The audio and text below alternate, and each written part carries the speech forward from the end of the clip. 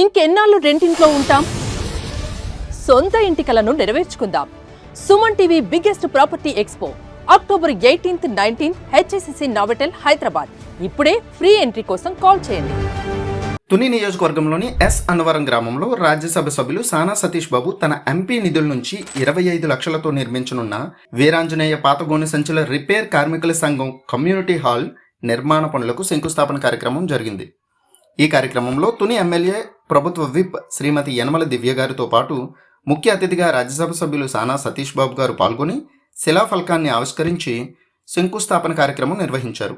అనంతరం జరిగిన బహిరంగ సభలో గ్రామానికి చెందిన ఛాంబర్ మాజీ అధ్యక్షులు నరిసే శివాజీ, చోడిశెట్టి త్రిమూర్తి స్వాములు మాట్లాడుతూ రుద్రభూమి అభివృద్ధికి ఎంపీ గ్రాంట్ నుంచి సహకరించాలని విజ్ఞప్తి చేశారు.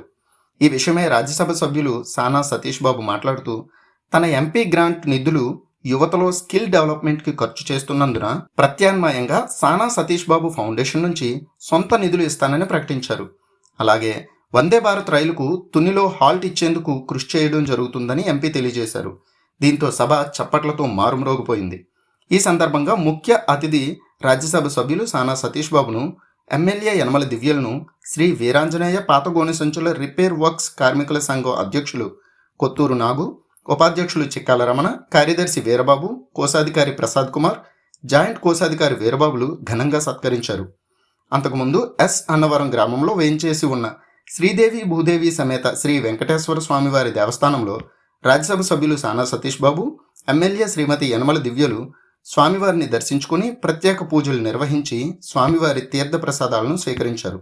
ఎంపీ నిధులు ప్రకటించడంతో సొసైటీ అధ్యక్షులు పోలిశెట్టి రామలింగేశ్వరరావు, అప్పన్న రమేష్, బోడల జమీల్, చోడిశెట్టి గణేష్, వంగలపూడి వంశీ, వంగలపూడి నాగేంద్ర తదితరులు హర్షం వ్యక్తం చేశారు.